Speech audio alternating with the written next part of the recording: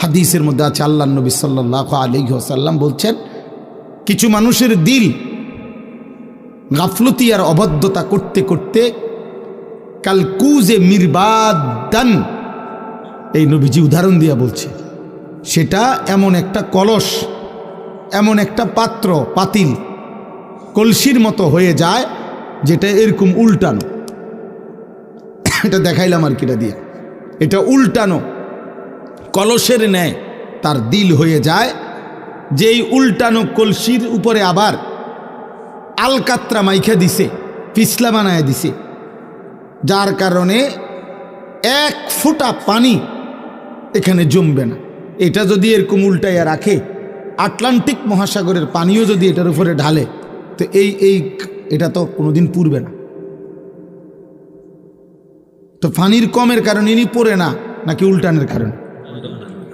এটা নবীজি বুঝাইছে। রাসূলুল্লাহ সাল্লাল্লাহু আলাইহি ওয়াসাল্লাম বলছে, বহু নাফরমান গাফেল তার দিল এভাবে উল্টায় গেছে। লা ইয়ারিফু মারুফান ওয়ালা ইউনকিরু মুনকারান। ফলে একটা সময় জীবনটা এরকম হয়ে যায় যে কোনো নেক কাজই তার কাছে আর নেক কাজ হিসাবে মনে পড়ে না, কোনো গুনার কাজই তার কাছে আর গুনাহ মনে হয় না। হাসতে হাসতে স্বাভাবিক মুডে, একদম স্বাভাবিকভাবে বিড়ি সিগারেট খাইতেছে, গালিগালাজ করতেছে, টেলিভিশন দেখতেছে, মানে একেবারে সহজ, এক হাতে বিড়ি, আরেক দিকে নর্তকী নাচে, আর দিয়ে মুখের মধ্যে অশ্রাব্য গালিগালাজ। মা, এটা কি ধরনের মানুষ? এইটা মানুষ হলে জানোয়ার কোনটা? মানুষরূপী পশু কোনটা? পশু কোনটা? তাই বলে পরিচয় দিচ্ছে আমি মুসলমান, আইডি কার্ডেও লেখা ধর্ম ইসলাম, জন্ম নিবন্ধন সনদেও লেখা ধর্ম ইসলাম, কিন্তু মাথার চুল থেকে পায়ের নখ পর্যন্ত কোনো নমুনাও নাই। কিরে, তোর আল্লাহ কই, নামাজ কই, সেজদা কই, তোর পাক কই, না ফাক কই? তুই যে রাস্তার পাশে কুত্তার মতো পেশাব করে পানি নাও না, তো কুত্তার তোর মধ্যে ব্যবধান কি? বেটা, জানোয়ারের মাঝে তফাৎ কোথায়? তো তুমি না বলে মুসলমান, হ্যাঁ, চিহ্ন কোথায়? কথা বলেন না। আপনি না বলে নবীরে ভালোবাসেন, আশেকে রসুল, আপনি তো বিড়ি খান কেন? এটা কিসের ভিত্তিতে? বিড়ি খাই না বিয়া, আপনি কোন নবীরে ভালোবাসেন? কথাটা একটু পরিষ্কার করলে ভালো আছিল, আমরা একটু শুনলাম। কত দাঁড়াইয়া কন না। আজ 30 বছর ধরে যিনি সুদ খান, কিস্তি নেন, আপনি কোন নবীরে ভালোবাসেন? কদ্দুর কনসে দাঁড়াইয়া কন, কদ্দুর কথাটা পরিষ্কার হই। হ্যাঁ, যার ঘরে প্রতিদিন রঙিন টেলিভিশনে নর্তকী নাচে, আপনি কোন নবীকে ভালোবাসেন? আপনি একটু কন, কথাটা কন, বুঝাই বলেন মিয়া।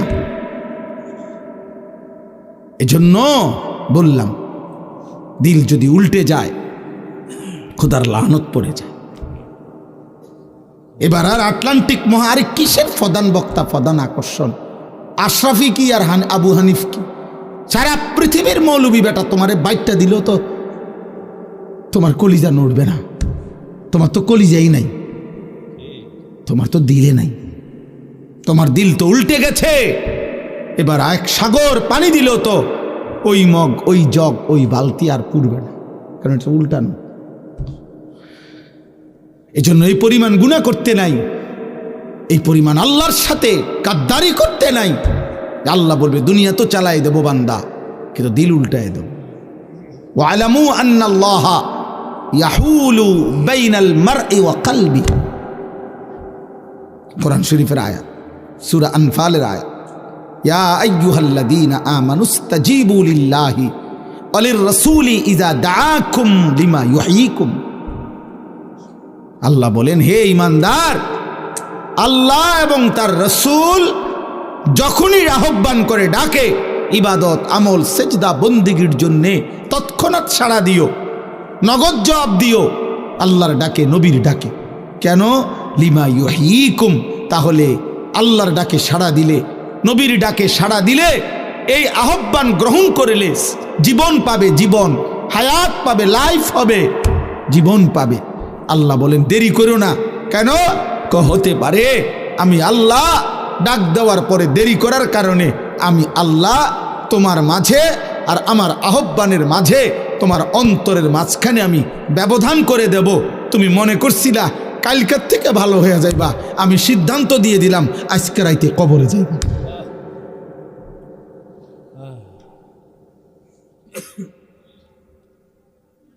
বুঝেন নাই? আল্লাহ বলেন সাবধান বান্দা,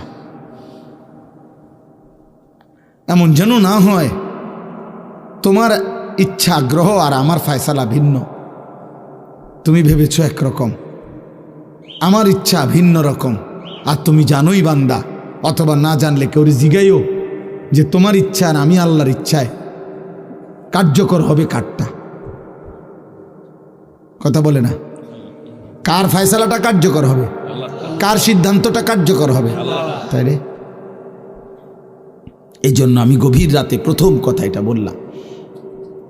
আমি এটাই বুঝাইতে চাইলাম যে একটা বাচ্চা 30 পারা কোরআনের হাফেজ হয় নাই, আপনি এটা বোঝেনও নাই। এই যে 30 পারায় যে কয়টা পৃষ্ঠা, এই পৃষ্ঠার হাফেজ না ওরা। এই এক একটা পৃষ্ঠা কত হাজার বার, কত শতবার পড়তে হইছে আপনি জানেন? কত হাজার বার পড়তে হইছে। একবার সবক দিতে হয়, একবার আমুক্তা শোনাইতে হয়, একবার 7 সবক শোনাইতে হয়। কতভাবে আপনারা হেফস খানার এগুলো বুঝতে নেন, কেমনে হাফেজ আপনি বুঝতে নেন। আমি বললাম আপনি তো এমন সুন্দর লাগছে, এতে ফাগরি মাতার দিছে, হ্যাঁ আমার ফুলতে হাফেজ হুজুর দোয়া করেন, হাফেজ হয়েছে। আপনি জানেন এর পিছনে কত রক্ত পানি হয়েছে।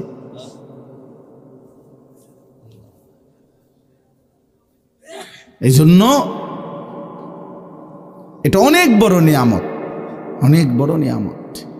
এই জন্য আমি প্রথম এটা বললাম, আল্লাহর কোরআন নবীর সুন্নাহ কারো জীবনে আসা, কারো কলিজায় আসা, খোদার কসম এই পৃথিবী যদি কাউকে আল্লাহ তাআলা দুনিয়ার সম্পদ আরো লক্ষবারও দেয়, এর বিনিময়ে কোরআনুল কারীমের এক অক্ষর আল্লাহ যাকে দেয়, আল্লাহর কসম দুনিয়া 1000 বার 1,00,000 বার পাওয়ার চাইতে কোরআনের এক অক্ষরের দাম অনেক বেশি, অনেক বেশি, অনেক বেশি। আপনি আন্দাজই, আমি তো আন্দাজ। আরে নবীজি বলছে, নবী সাল্লাল্লাহু আলাইহি সাল্লাম বলছে, আপনারা উদাহরণটা শুনেন তাহলে বুঝবেন, আপনারা ওইটা জানেন, বাকি আমি বলি এমনি বুঝাইয়া। নবীজি বলছেন, মান কারা আল কোরআন ও আমিলা বিমা ফিহি, যে ব্যক্তি আল্লাহর কোরআন শিখলো অতঃপর তদনুযায়ী চললো, আমল করলো। এই জন্য তালেব ইলম যারা তোমরা দোস্ত, তোমরাও নিয়ত করবা যে আল্লাহ তাআলা জীবন ভর যেন কোরআনের ইজ্জত ধরে রাখার তৌফিক দেয়, যেন পৃথিবী কোনো দিন তোমার কারণে যেন কোরআন লজ্জিত না হয় যে কিরে হাফেজ সাহেব হইয়া তুই অনেরুম করস কা, হাফেজ সাহেব হইয়া তুই মোবাইল টিপস কেন, হাফেজ সাহেব হইয়া তুই ফতে ফতে টোটো করে গরুস কেন, হাফেজ সাহেব হইয়া দুষ্ট শয়তান বন্ধুদের সাথে চলস কেন, এটা যেন কেউ না বলে। এই জন্য হাফেজ কোরআন ছেলে তোমাদেরকেও বললাম। তো চলেন, আল্লাহর নবী বলেন, মান কারা আল কোরআন ও আমিলা ফিমা ফিহি, যে কোরআন শিখলো, কোরআন অনুযায়ী চললো, উলবিসা ওয়ালিদাহু তাজান ইয়াউমাল কিয়ামা, আল্লাহ তাআলার নবী বলেন আল্লাহ তাআলা কিয়ামতের দিন তার বাবা মার মাথায় এমন নূরের আলোকিত মুকুট পরাবেন, এমন প্রখর আলোকিত মুকুট পরাবেন ওই মা বাবার মাথায়। এই কথাটার আলোটা কেমন হবে, এটা নবীজি একটা আশ্চর্য উদাহরণ দিছে, আজীব উদাহরণ দিছেন এটা, যে কেমন মুকুটের আলোটা, যেমন এই লাইটেরও তো একটা আলো আছে, কিন্তু ওই মুকুটের আলো কেমন হবে। দাউহু আহসানু মিন দাউইশ শামস কানাত ফি বুয়ুতিকুমুদ দুনিয়া, এটা আমি এমনি বুঝাই, আপনারা বুঝবেন। এখান থেকে বিজ্ঞানের গবেষণায় এই জমিন থেকে সূর্য লক্ষ লক্ষ মাইল দূরে, কত লক্ষ মাইল দূরে এই সূর্যটা আলো দিলে প্রখর রৌদ্রের তাপে সূর্যের আলোতে আমাদের ঘাম বাইতে থাকে, আর কি পরিমাণ তীব্র আলো হয় যে মাঝে মাঝে প্রখর সূর্যের দিকে তাকানো যায় না। আর মরুভূমিতে আরো ভয়ঙ্কর, আরো বেশি তীব্র। এবার আপনি কল্পনা করেন নবীজি সাল্লাল্লাহু আলাইহি সাল্লাম এটা বুঝাইছে, মনে করেন এই যে প্যান্ডেলটা, ওই যে মুখটা যেখান দিয়ে ঢুকছিলাম আমরা, এটা সহ একদম এটাকে আটকাইয়া ফেলছে, মানে এক ফোঁটা আলো বাইরে যাওয়ার কোনো সিস্টেম নাই। কথা বুঝছেন কিনা? এটাকে এইভাবে বানানো হয়েছে, মনে করেন, মানে কল্পনা করেন। নবীজি এটা উদাহরণ দিছেন যে ধরে নাও তোমাদের একটি ঘর, যেই ঘরে এক বিন্দু আলো ভিতর থেকে বাইরেও যেতে পারে না, বাহির থেকে ভিতরেও ঢুকতে পারে না, এরকম একটি ঘরের ভিতরে আসমানের ওই সূর্যটা যদি এটার ভিতরে জ্বালানো হয়, সুবহানাল্লাহ, এই লাউ কানাতিশ শামসু ফি বুয়ুতিকুমুদ দুনিয়া, যদি সূর্যটি রাখা হতো তোমাদের দুনিয়ার ঘরের ভিতরে, তাহলে এই আবদ্ধ ঘরে এই সূর্যটা যদি জ্বালানো হইতো, যেই আলোটা হতো, তুমি ভাবো তো সেটা কেমন আলো? বলেন এটা কি আলো? বুঝছেন না হিসাবটা? আল্লাহর নবী বলেন এমন তীব্র প্রখর আলো ওই মুকুটের হবে যেটা মা বাবাকে পড়ানো হবে। এবার নবীজি বলেন, এই পরের লাইনটা বলার জন্য মূলত বলছি, নবীজি বলেন ফামা যন্নুকুম বিল্লাযী আমিলা বিহাযা, অতএব উম্মত, যদি বাবা আমার মুকুটের সৌন্দর্য উজ্জ্বলতা যদি এমন হয়, এবার তুমি আন্দাজ করো, আমি নবী আর বলতে পারলাম না, নবী নিজে বলতেছে, তুমি আন্দাজ করো যে কোরআন যে পড়ছে, যে কোরআন মতো চলছে, ওই হাফেজে কোরআনকে এবার আল্লাহ কি সম্মান দিবে, কি মর্যাদা দিবে, কি আলোকিত করবে, এবার তুমি কও। যদি বাবার মুকুট এমন হয়, যদি মায়ের মুকুট এমন হয়, তো ওরটা কি দেব? সুবহানাল্লাহ। এজন্য এক মুমিনের জীবনের স্বপ্ন এটা, এই জবানের হক এটা, রবের কালাম পড়া।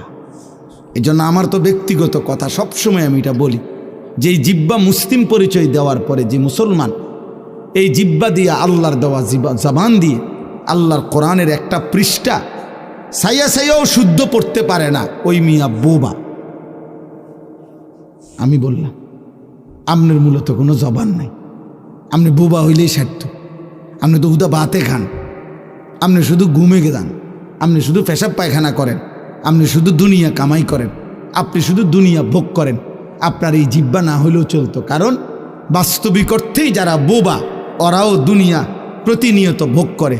বোবা মানুষও ভাত খায়, বোবা মানুষও পেশাব করে, বোবা মানুষও পায়খানায় যায়, বোবা মানুষও ঘুম যায়, বোবা মানুষও বিয়ে করে, বোবা মানুষেরও জিভূত হয়, বোবা মানুষেরও বিল্ডিং আছে।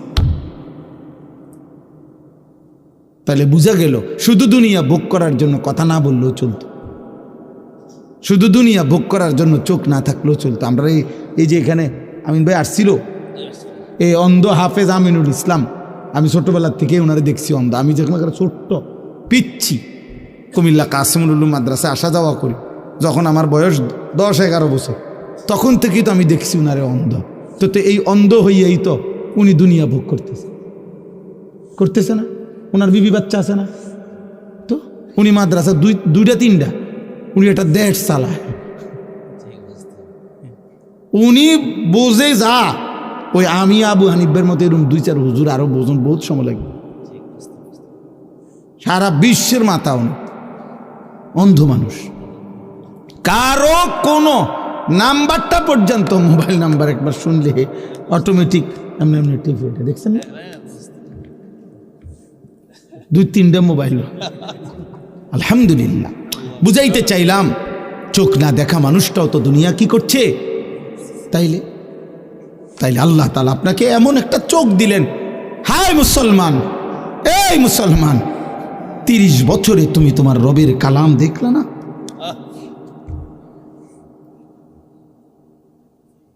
আয় হায়, 60 বছরে আমনে চাচা আমনের মালিকের কোরআন পড়তে পারলেন না? এই জীবনটা বুঝি এই বনে বনে শেষ করে দিলেন। চা দোয়ানে বইয়া বইয়া, এই বন দিয়া চা দিয়া ভিজাইয়া। আহা, ছি ছি ছি ছি। অসংখ্য বুড়া মানুষ, হাইসা কি লাভ? অসংখ্য বুড়া মানুষের জিন্দিগিটা তো শেষ বয়সটা উনি চা দোকানের সাথে চুক্তি করে নিছে, ওয়াকফ করে দিছে সাদওয়ানদার, যে তোমার যে একটা চিকন টুল, এটা বইয়েও তো কোনো আরাম নাই, এটা যদি একটা সোফা হইতো তা তো মন্ডারে বুঝাইতাম। চিকন টুল, এটার মধ্যে ঠিক মতো তো পিছনের সাইজ পুরাটা আঁটে না। এইটার মধ্যে বিকাল 3টা বা 4টায় আইয়া বইয়ে, এই যে আল্লাহর নাম লইয়া বইছে চাচা, রাত 9টা বাজে 10টা বাজে বাজ্জানের নাম। কি করেন চাচা এখানে বসে, কি করেন আপনি? হায় হায়, টিভি দেখে, নাচ দেখে, গান দেখে, আফসুস করে, পুরান কথা মনে হয় না। আসলে তো টেম্পার নাই, পুরান কথা মনে করেন স্যার আর কি। হ্যাঁ, যদি বলেন এভাবে বল, তারপরেও যদি কোনো বুড়া চাচার লজ্জা হয়, তাইলে ওই লজ্জা তো আপনার নিয়ামত, আজ দুনিয়ায় যদি ফিরে যাইতেন। আমি এই জন্য বলছি চাচা, আপনা করে ধৈরা বলার মতো কেউ নাই, আপনা করে বলা উচিত, সাদওয়ানতে টাইনা বাইর করা উচিত যে মুরব্বী, আপনাকে আল্লাহ তাআলা এই হায়াত দিয়েছেন সাদওয়ানে নর্তকী দেখার জন্য না, আল্লাহকে ডাকার জন্য, আল্লাহকে সেজদা করার জন্য, আল্লাহর কালাম করার জন্য। বুড়া মিয়া, তুমি জীবনটারে বড় বেশি নষ্ট করে দিছেন, খামখেয়ালি করছেন, খামখেয়ালি করছেন। আল্লাহ আমাদেরকে বুঝ দান করে। এই জন্য কিশোর ভাই, যুবক ভাই, মুসলিম ছেলে, তোমাদের জিন্দিগিও তোমরা মনে রাখো আব্বা, তোমাদের যাদের জবান দিয়া মালিকের কোরআন উচ্চারণ হয় না, তোমাদের যাদের জবান দিয়ে চোখ দিয়ে আল্লাহর কালাম দেখো না, তোমার চোখ মূলত নাই। এই জন্য আল্লাহ কোরআনে বলছে, এবার শুনেন, আল্লাহ গাফেলের পরিচয় বলছে। গাফেল কারা? খোদার কসম আল্লাহ বলছে, যাদের দিল ছিল কিন্তু আমি আল্লাহকে বোঝে না, যাদের কান ছিল আমি আল্লাহর কথা যারা শুনে না, যাদের চোখ ছিল আমি আল্লাহর কুদরত, আমার আয়াত যারা দেখে না, আল্লাহর কসম আল্লাহ কোরআনে বলছে, ওরা গাফেল, ওরা গাফেল, ওরা গাফেল। ওয়ালাকাদ যারানা লিজাহান্নামা কাসীরাম মিনাল জিন্নি ওয়াল ইনস লাহুম কুলুবুন লা ইয়াফকাহুনা বিহা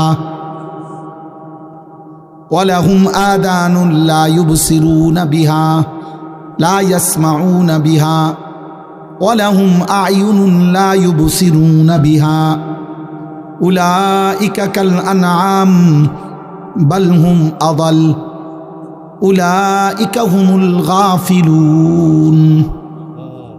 দিল ছিল আমি মাওলাকে চিনল না, ভাবল না, কান ছিল আমি আল্লাহর কথা শুনল না, চোখ ছিল আমি আল্লাহর কুদরত আমার আয়াত দেখল না।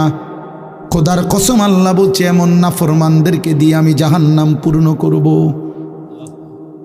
আল্লাহর কসম আল্লাহ বলছে, এমন নাফরমান জানোয়ারের মতো। উলাইকা কাল আনআম, কানটা যে কাজে লাগায় নাই, চোখ যে কাজে লাগায় নাই, দিল যে কাজে লাগায় নাই, আল্লাহর কসম আল্লাহ বলে ওইটা জানোয়ারের মতো জানোয়ার। উলাইকা কাল আনআম, ওইটা জানোয়ারের মতো। বাল হুম আদাল, আল্লাহ বলে যদি গোসা করে, রাগ করে, তাইলে বলবা না জানোয়ারও না, জানোয়ারের চাইতে নিকৃষ্ট। প্রথমে বলে দেখবা কুত্তা, যদি বলে মাইন্ড করলাম, তাহলে বলবা না না সরি, কুত্তার চাইতে নিকৃষ্ট। যদি প্রথম বলবা শুকর, যদি চোখ দেখো যে মাইন্ড করছে শুকর বলাতে, তাইলে বলবা শুকরের চাইতে নিকৃষ্ট।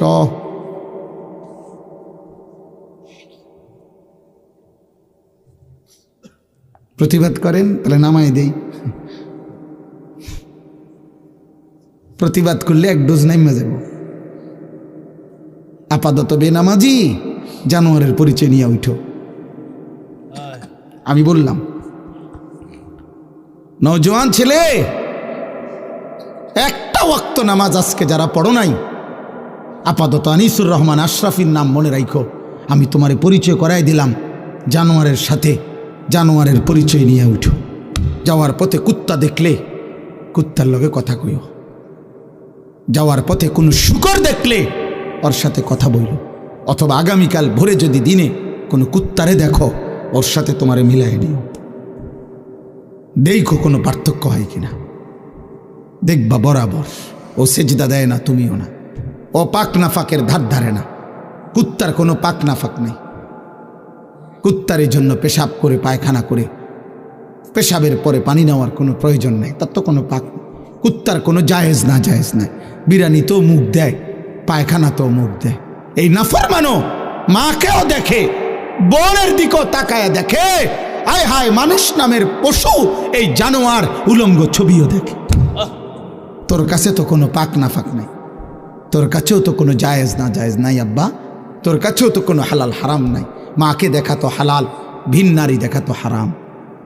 আপন বোনের দিকে তাকানো তো হালাল, কিন্তু মোবাইলের উলঙ্গ ছবির দিকে তাকানো তো হারাম। যার কাছে হালাল হারাম বরাবর, অত জানোয়ার, জানোয়ার, অত জানোয়ার, ওইটাই স্পষ্ট জানোয়ার। মানুষ হওয়ার যদি কোনো প্রমাণ থাকে তোমার কাছে, তুমি বইল। বলে না আমি তো পেশাব করি, ও জানোয়ারও পেশাব করে।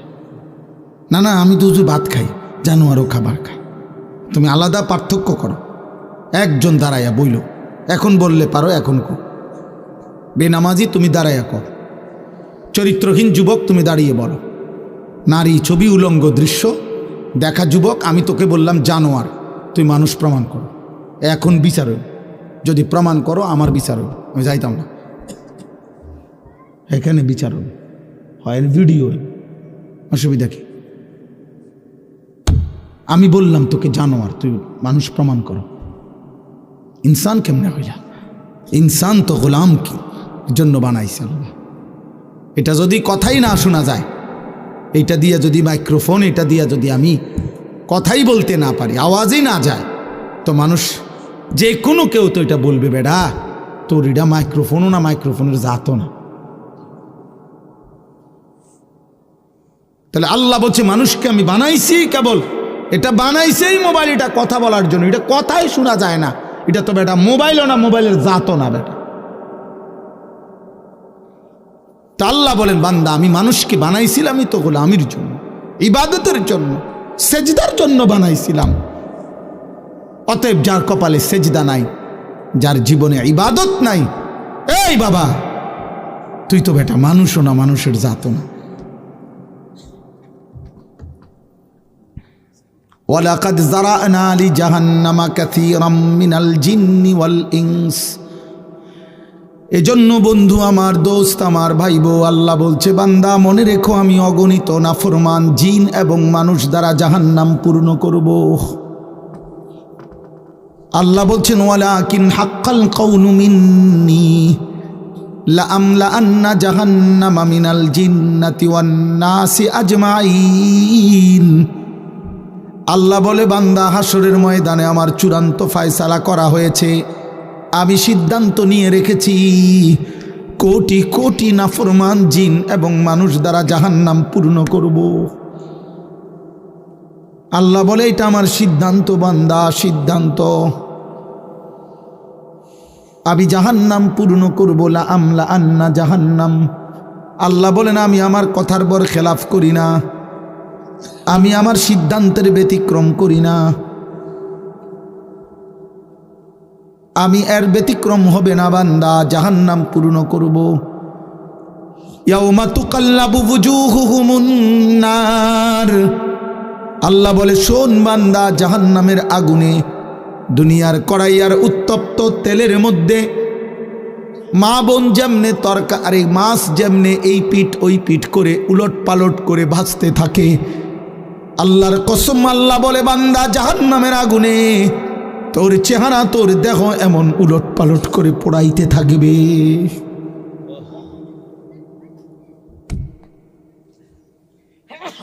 বুঝলা না বা? মুসলমান পরিচয়ের কত দাম, ইমানের পরিচয়ের কত দাম। আমি গভীর রাত আর লম্বা করতে চাই না। ভাবলা না তোমরা, তোমরা আমরা বুঝাইয়া পারলাম না। এত মসজিদ, এত মাদ্রাসা, এত আলেম, এত আজান, এত কোরআন, তোমার বাবা দাদা 14 গোষ্ঠী সবাই মুসলমান, চারিদিকে এই সব কিছুকে তুমি বৃদ্ধাঙ্গুলি দেখায়া বেঈমান মুশরিকের মতো চুল রাখলা। ছি ছি ছি, এত এত আমরা সবাই তোমার দৃষ্টিতে পাগল ছাগল না? বলো বাবা, কাফের বেঈমানের মতো চুল রাখলা কেন? এই মুসলমানের বাচ্চা, একটা ওয়াক্ত নামাজ পড়লি না যারা, তো তোর সাথে আমাদের কি সম্পর্ক আব্বা? তোর বাবার সাথে কি সম্পর্ক? তোর মায়ের সাথে তোর কিসের সম্পর্ক? তোর ধর্মের সাথে তোর সম্পর্ক কি? ভোটার আইডি কার্ডে ধর্মের পাশে ইসলাম লিখছ কেন? আমরা বুঝি কেউ? আফসোসের বিষয় আছে, এত বিপুল পরিমাণ আমাদের কিশোর যুবক মুসলিম পরিচয়ধারী থাকার পরেও আজকে আমরা ইসলামকে বড় করে তুলে ধরতে পারছি না। গুটি কয়েক নাস্তিক, গুটি কয়েক মুরতাদ, গুটি কয়েক ইউরোপ আমেরিকার তাবেদার, ওরা আমাদের সংখ্যাগরিষ্ঠ মুসলমানের বাংলাদেশে প্রতিনিয়ত আমাদেরকে মসজিদ, মাদ্রাসা, হুজুর, মোল্লা, মৌলবি, আলেম, কোরআন আমাদেরকে বলে আমরা জঙ্গি, আমরা মৌলবাদী, আমরা ধর্মান্ধ। এই 5ই আগস্টের পরেও বাংলাদেশে বলছে যে নারীর অধিকার, নারীর অধিকার আল্লাহর কোরআনে যেটা বলছে এটা ইনসাফপূর্ণ হয় নাই, এমন বেঈমান 5ই আগস্টের পরেও বাংলাদেশে আছে। তোদের কারণে পারলাম না বেটা। বেঈমান জানে যারা যুদ্ধ করবে, যারা লড়াই করবে, যারা কালেমার জন্য জান দিবে, ইসলামের জন্য জান দিবে, সেই মুসলমানের যুবক তো নারী নিয়ে ব্যস্ত। ওরা জানে মুসলমানের সেই যুবক তো উলঙ্গ ছবিতেই পড়ে আছে। মুসলমানের সেই যুবক তো মদের আড্ডায়, জুয়ার আড্ডায়, অনলাইনের জুয়ার আড্ডায়। ওরে ফিরাবে কে? ওরে উঠাবে কে? মদের আড্ডা থেকে তুলবে কে? ওরে জুয়ার আড্ডা থেকে তুলবে কে? নারীর আড্ডা থেকে ওরে তুলবে কে? যাদেরকে দিয়ে স্বপ্ন দেখার কথা, যাদেরকে নিয়ে ইসলাম এগিয়ে যাওয়ার কথা, আজ তোমাদেরকে তো বেঈমান মদ, জুয়া, নেশা, নারী, ছবি, অশ্লীলতা, বেহায়াপনাতে ডুবাই দিছে। কাসুন ওয়া গানিয়াতুন ইয়াফআলান বিল মুসলিমিন মা লা ইয়াফআলুহু আলফা মিদফাইন। ইউরোপের বেঈমানরা এটা বলে, ইউরোপের দার্শনিকরা এটা বলে যে মদের পেয়ালা আর গায়িকা এবং নর্তকীর নৃত্য, নাচ মানে নারী, এই দুই জিনিস মুসলমানদেরকে দিয়ে আমরা যে পরিমাণ তাদের ক্ষতি করতে পেরেছি, কোনো অঞ্চলে আলফা মিদফা, একসাথে 1000 মিসাইল যদি মারতাম বোমা, তাইলেও ওই পরিমাণ ক্ষতি হতো না। পরিমাণ ক্ষতি ইউরোপের দার্শনিকরা বলে আমরা করতে পেরেছি শুধু মদের পেয়ালা আর নারীর নর্তকীর নাচ দিয়ে।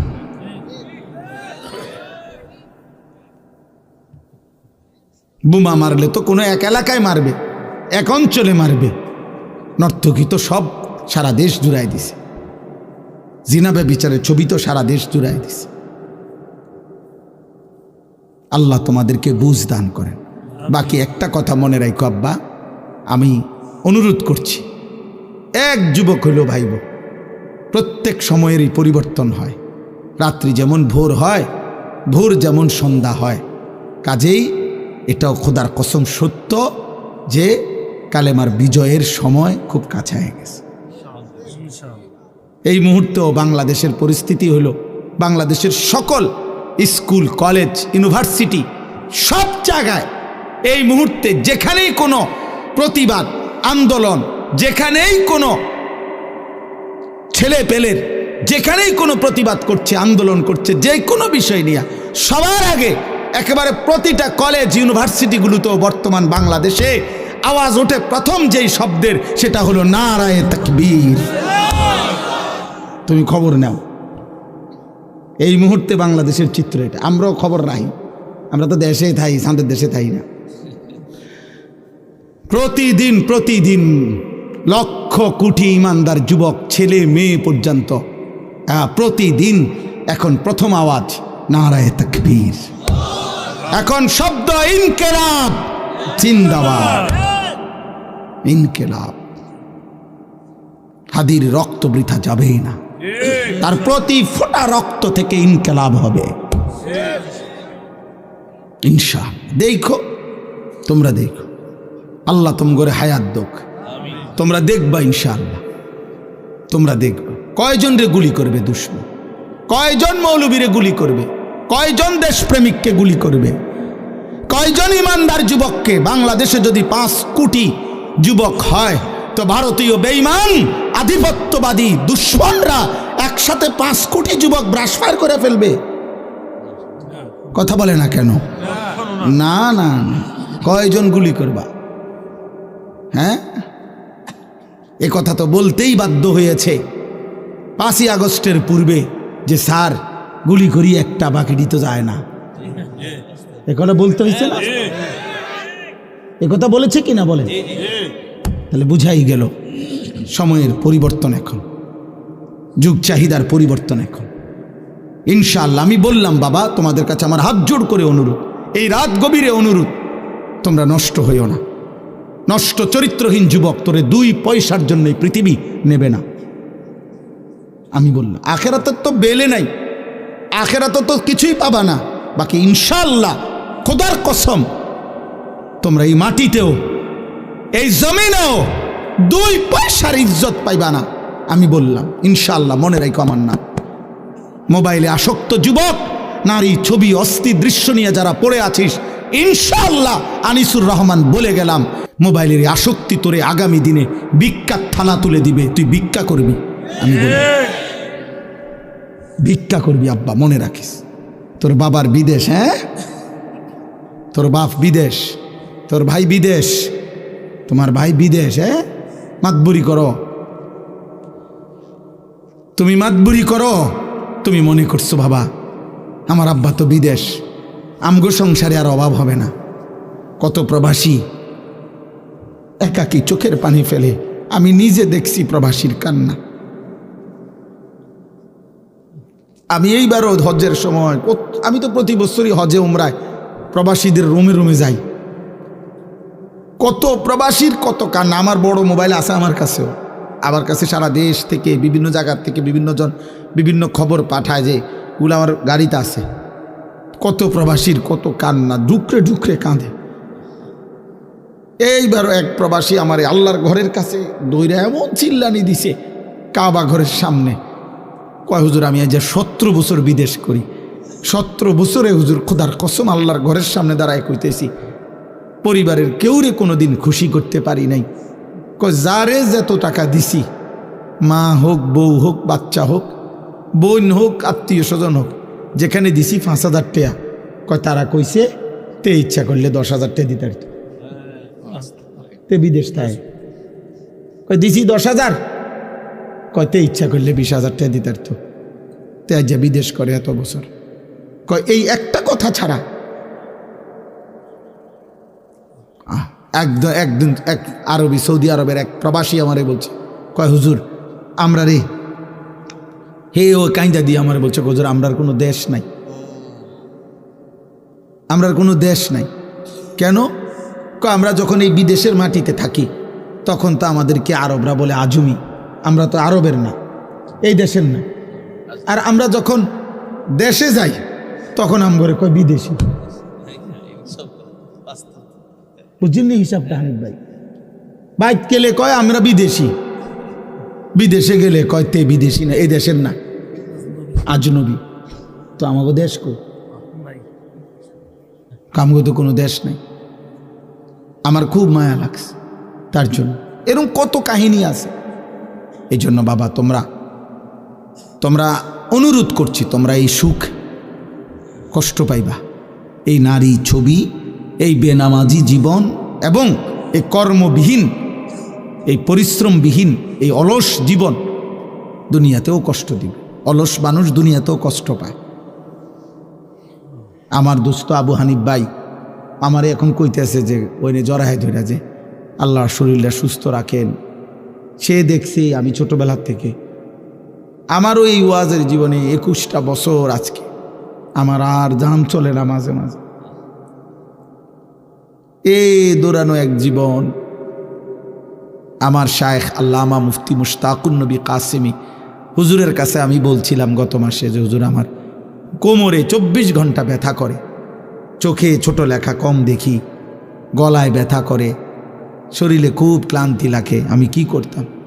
আমার শায়েখ আল্লামা মুফতি মুশতাকুন নবী কাসেমি হুজুর বলছে, মাওলানা আল্লাহর কথা বন্ধ করা যাবে না। কয় যে এই কোমর ব্যথা, চোখ ব্যথা, গলা ব্যথা নিয়ে বলতে বলতে একদিন কবরে চলে যাবেন আর আল্লাহকে গিয়ে বলবেন, মাওলা আপনার কথা বলতে বলতে কোমরে ব্যথা হয়েছে, আপনার কথা বলতে বলতে চোখের আলো কমে গেছে, আপনার কথা বলতে বলতে গলায় ব্যথা হয়েছে, আজ আপনার কথা বলতে বলতে আপনার কবরে চলে আসছি।